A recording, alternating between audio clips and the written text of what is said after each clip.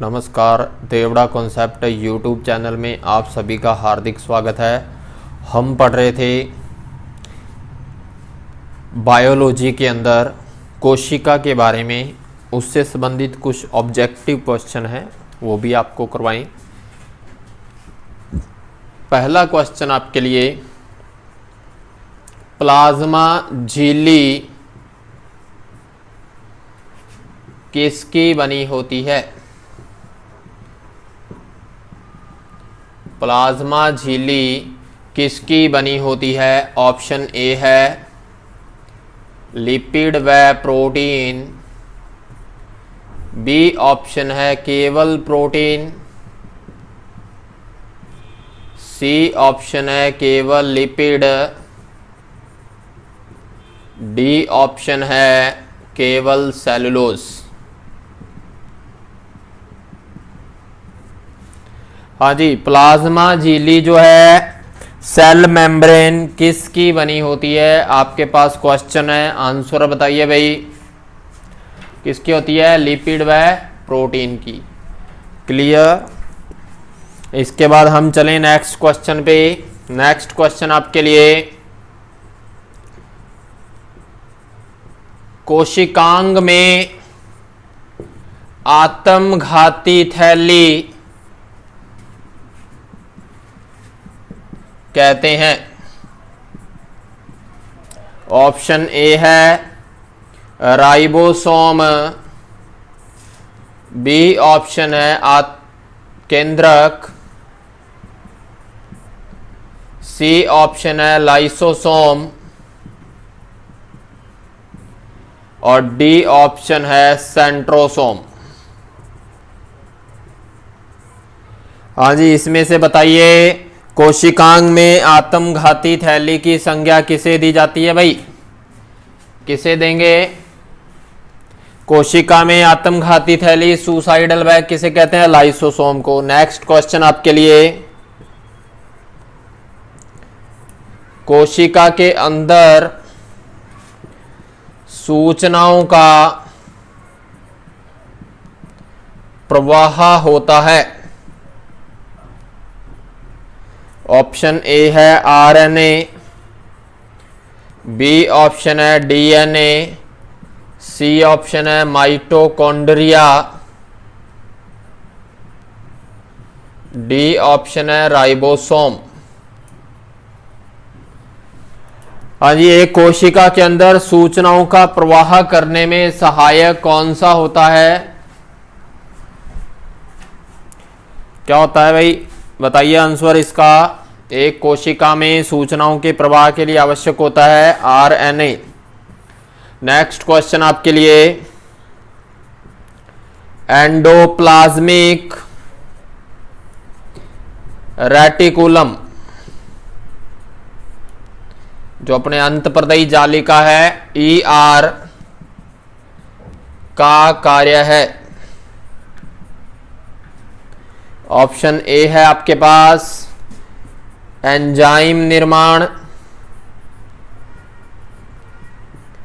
B option है आपके लिए शर्करा निर्माण,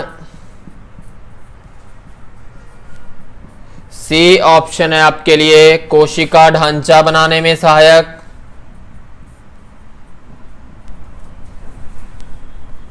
डी ऑप्शन जो है आपके लिए वो है केंद्रक निर्माण।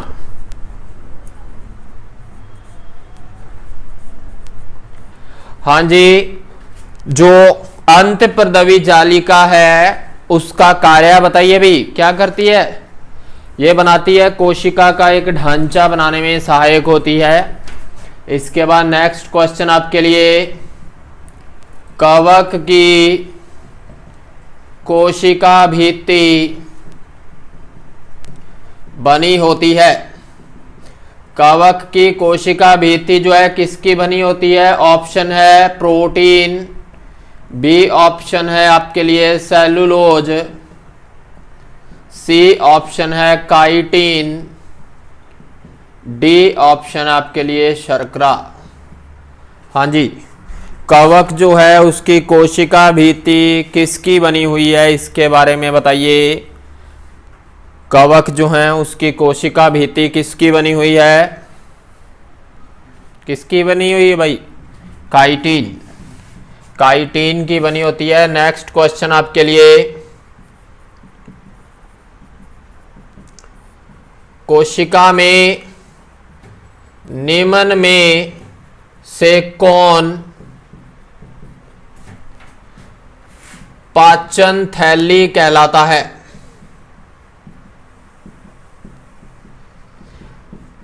किसे हम डाइजेस्टिव बैग के नाम से जानते हैं कोशिका के अंदर? यह बताना आपको, किसे कोशिका में पाचन थैली के नाम से जाना जाता है? ए ऑप्शन आपके लिए गोल्जी का ए, बी ऑप्शन है माइटोकॉन्ड्रिया,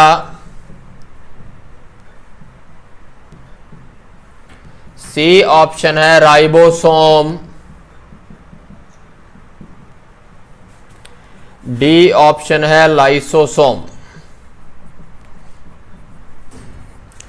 हाँ जी, कोशिका में निम्न में से पाचन थैली किसे कहते हैं? हाँ जी बताइए भाई, कोशिका में निम्न में से पाचन थैली किसे कहा जाता है? लाइसोसोम को। ठीक है, नेक्स्ट क्वेश्चन आपके पास, बहुत ही अच्छा क्वेश्चन है, पहली बार सुना होगा। निम्न में से किस कोशिकांग को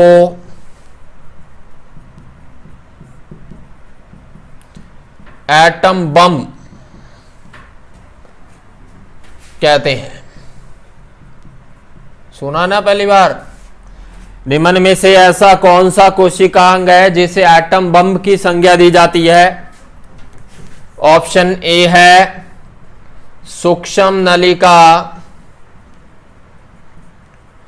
बी ऑप्शन है न्यूक्लियोलस, सी ऑप्शन है गोल्जी काई, डी ऑप्शन है लाइसोसोम।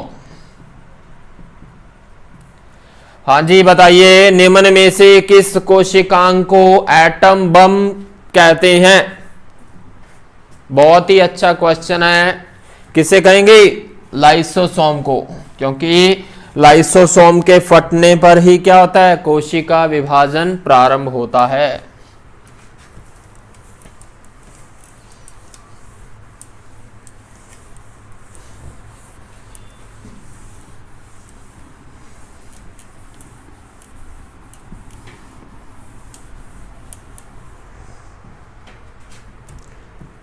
नेक्स्ट क्वेश्चन आपके लिए,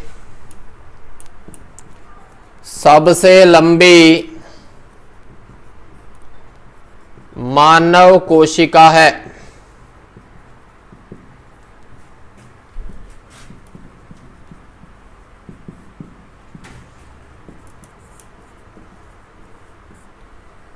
पेशी कोशिका,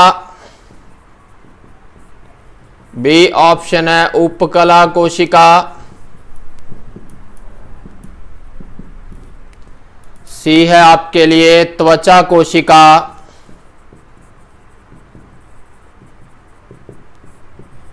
डी ऑप्शन है आपके पास तंत्रिका कोशिका। हाँ जी, सबसे लंबी मानव कोशिका कौन सी है? तंत्रिका कोशिका। नेक्स्ट क्वेश्चन आपके लिए, प्लाज्मा झिल्ली होती है? ऑप्शन ए है पारगम्य यानी कि परमिएबल, बी है अर्ध पारगम्य सेमी परमिएबल, सी ऑप्शन आपके लिए विभेदीय पारगम्य, डी ऑप्शन आपके पास कोई नहीं। हाँ जी, प्लाज्मा झिल्ली कैसी होती है? अर्ध पारगम्य होती है, अर्ध पारगम्य सेमी परमिएबल, इसी को कहते हैं हम चयनात्मक पारगम्य, और इसी को कहा जाता है वर्णात्मक पारगम्य। ठीक है, यह बच्चों ध्यान रखना है। ऐसे क्वेश्चन भी पूछे जाते हैं। क्लियर हो गया सभी के भाई? लिख लीजिए, नहीं तो स्क्रीनशॉट ले लेना। नेक्स्ट क्वेश्चन आपके लिए, एक व्यक्ति में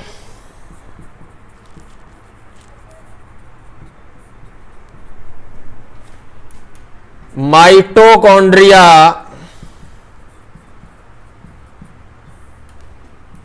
का डीएनए व्युत्पन्न होता है। एक व्यक्ति है, उसके अंदर डीएनए माइटोकॉन्ड्रिया में जो आती है वो कहां से उत्पन्न होती है? उसके पिता से, बी है माता से, सी ऑप्शन है माता पिता दोनों,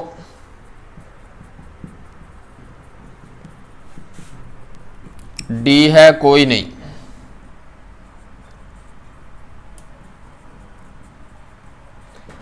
हाँ जी, एक व्यक्ति में माइटोकॉन्ड्रिया का डीएनए व्युत्पन्न होता है, ये आपके लिए क्वेश्चन है। किससे होता है भाई? माता से। ये ध्यान रखना है, ये इसका आंसर हो जाएगा माता।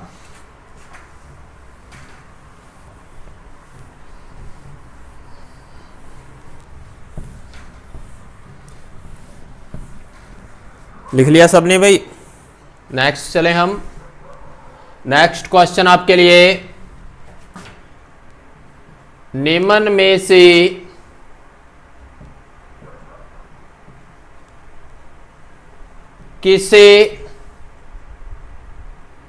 से किसको कोशिका की अचल संपत्ति कहते हैं? बहुत ही अच्छा क्वेश्चन है, बताइए भी। कार्बोहाइड्रेट, बी है वसा, सी है प्रोटीन, डी है न्यूक्लिक अम्ल। हाँ जी बताइए भाई, निम्न में से किसे कोशिका की अचल संपत्ति के नाम से जाना जाता है? बहुत ही अच्छा क्वेश्चन है और इसमें से काफी क्वेश्चन पूछे जाते हैं ऐसे क्वेश्चन। बताइए भी जल्दी, निम्न में से किसे कोशिका की अचल संपत्ति के नाम से जानते हैं?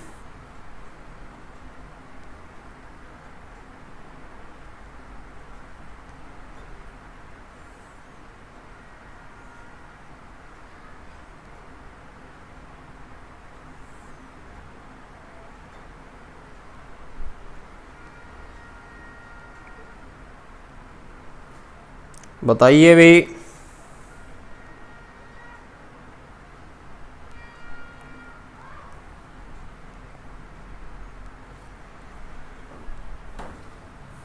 कोशिका की अचल संपत्ति के नाम से किसे जाना जाता है? बताइए भी जल्दी से जल्दी, बहुत ही अच्छा क्वेश्चन है। अचल संपत्ति के रूप में है हमारे पास न्यूक्लिक अम्ल। नेक्स्ट क्वेश्चन आपके पास, यूकेरियोटिक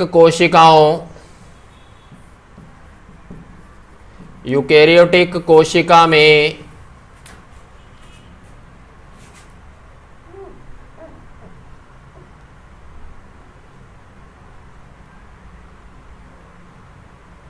आनुवांशिक पदार्थ पाया जाता है। ऑप्शन ए है डीएनए के रूप में, बी ऑप्शन है आरएनए के रूप में, सी ऑप्शन है गुणसूत्रों के रूप में, और डी ऑप्शन है राइबोसोम के रूप में। हाँ जी, यूकेरियोटिक कोशिका में आनुवांशिक पदार्थ के रूप में कौन सा पदार्थ पाया जाता है, ये बताना आपको। कौन सा होता है? गुणसूत्रों के रूप में जो है पाई जाएगी, ये बात ध्यान रखनी है। नेक्स्ट क्वेश्चन आपके लिए बहुत ही अच्छा है। लाइसोसोम का कार्य है, लाइसोसोम जो है उसका, ऐसे लिख लो, लाइसोसोम है पाचन केंद्र, लाइसोसोम है पाचन केंद्र, श्वसन केंद्र, ऊर्जा केंद्र, पाचन केंद्र, श्वसन केंद्र, ऊर्जा केंद्र और मल विसर्जन केंद्र। इसमें से बताना है भी लाइसोसोम क्या है। बताइए अभी जल्दी से, लाइसोसोम जो है क्या है? पाचन केंद्र, श्वसन केंद्र, ऊर्जा केंद्र या मल विसर्जन केंद्र? हाँ जी बताइए जल्दी से, क्या आंसर हो जाएगी आपकी? सोचिए क्या हो जाएगा? ये एक प्रकार का क्या है? पाचन केंद्र। क्लियर। नेक्स्ट क्वेश्चन आपके लिए, एटीपी का निर्माण किसके द्वारा होता है?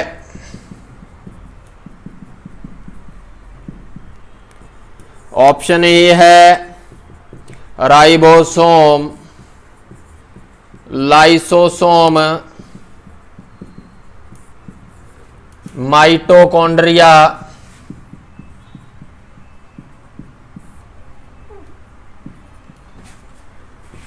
डी है गोल्जी इकाई। हाँ जी, निम्न में से एटीपी का निर्माण किसके द्वारा होगा? ज्यादातर आपको पता ही है, माइटोकॉन्ड्रिया जो हमने पढ़ा था, ये बात ध्यान रखनी है। अब जो क्वेश्चन आपके लिए बहुत ही अच्छा क्वेश्चन है, ये आपको बताना है किसमें रखने पर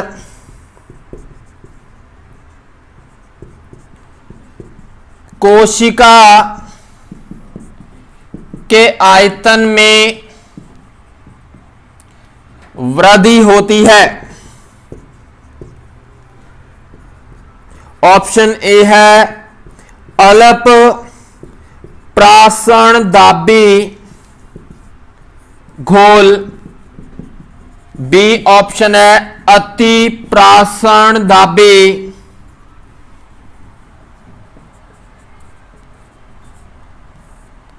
घोल, सी ऑप्शन है विसरण और डी ऑप्शन जो आपके लिए वो है समप्रासणदाबी विलयन।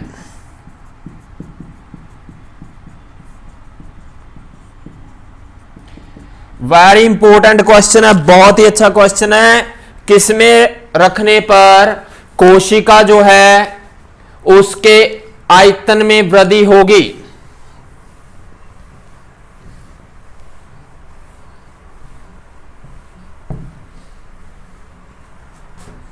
हाँ जी, किसमें होगी? अल्प प्रासणदाबी घोल के अंदर। ऐसा ही एक क्वेश्चन और दे देते हैं आपको, बहुत ही अच्छा क्वेश्चन है। कोशिका किसके कारण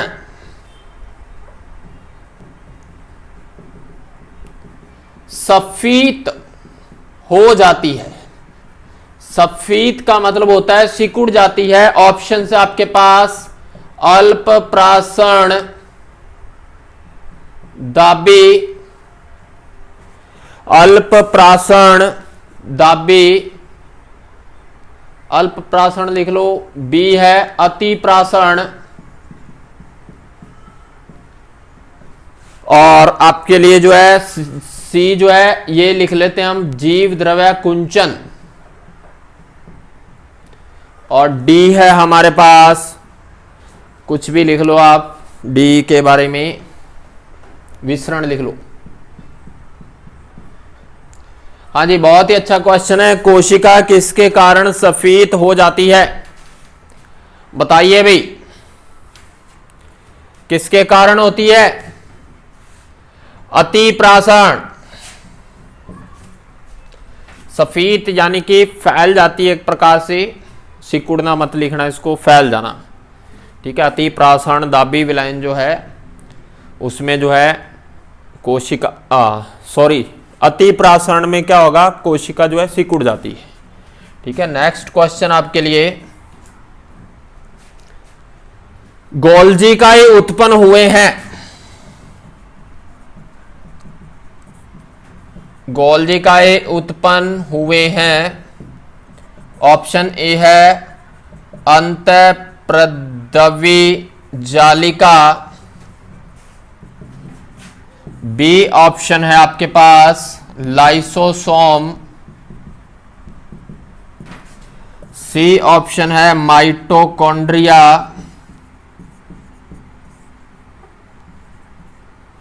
डी ऑप्शन है तारक केंद्र।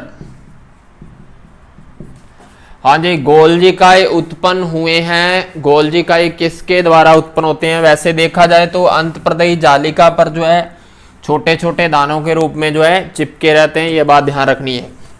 और गोल्जी काई अंतःप्रदयी जालिका की सहायता से ही कार्य करते हैं। इसके बाद नेक्स्ट क्वेश्चन आपके लिए, प्रोकैरियोटिक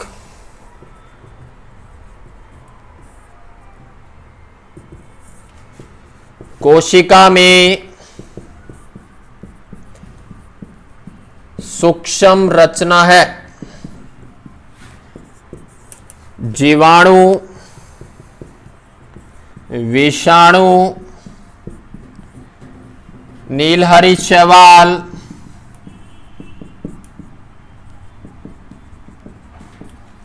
और डी है आपके पास माइकोप्लाज्मा। हाँ जी, प्रोकैरियोटिक कोशिकाओं में सूक्ष्म रचना के रूप में कौन पाया जाता है? माइकोप्लाज्मा। नेक्स्ट क्वेश्चन है, लाइपोकॉन्ड्रिया किसे कहते हैं? ऑप्शन ए है लाइसोसोम, बी ऑप्शन है गोल्जी काई, सी ऑप्शन जो आपके पास माइटोकॉन्ड्रिया, और डी ऑप्शन जो आपके पास वो है तारक काई। हाँ जी, लाइपोकॉन्ड्रिया की संज्ञा किसे दी जाती है? किसे देते हैं हम? गोल्जी काई को। गोल्जी काई जो है उसे लाइपोकॉन्ड्रिया की संज्ञा जो है दी जाती है, ये बात ध्यान रखनी है। क्लियर? इसके बाद नेक्स्ट क्वेश्चन है, कॉग। कॉग बोलते हैं अपने कॉर्क को। कॉर्क, कॉर्क कोशिका भित्ति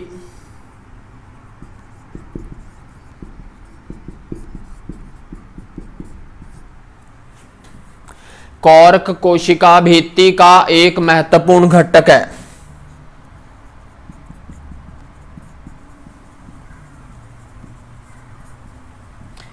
इनमें से बताना है कि इसका जो महत्वपूर्ण घटक है वो कौन सा है। ऑप्शन ए है आपके पास जो है लिग्निन, बी ऑप्शन है क्यूटीन, सी ऑप्शंस जो है आपके पास वो है सुबेरिन, और डी ऑप्शन के अंदर आप लिख लो पैक्टिन। इसमें से बताना है कि कोशिका भित्ति जो होती है कॉग की, उसका एक महत्वपूर्ण घटक कौन सा है भाई? कौन सा होगा? सुबेरिन। क्लियर? इसका आंसर जो है सुबेरिन हो जाएगा। ठीक है, हमारे चैनल को ज़्यादा से ज़्यादा सब्सक्राइब कीजिए, लाइक कीजिए और शेयर कीजिए। बेल आइकन को ज़रूर दबाएं जिससे आपको नए वीडियो का नोटिफिकेशन मिल सके। इससे पहले जितने भी वीडियो हैं उसका लिंक नीचे डिस्क्रिप्शन बॉक्स में दिया गया है, जिसे ज़रूर देखें। ठीक है, धन्यवाद।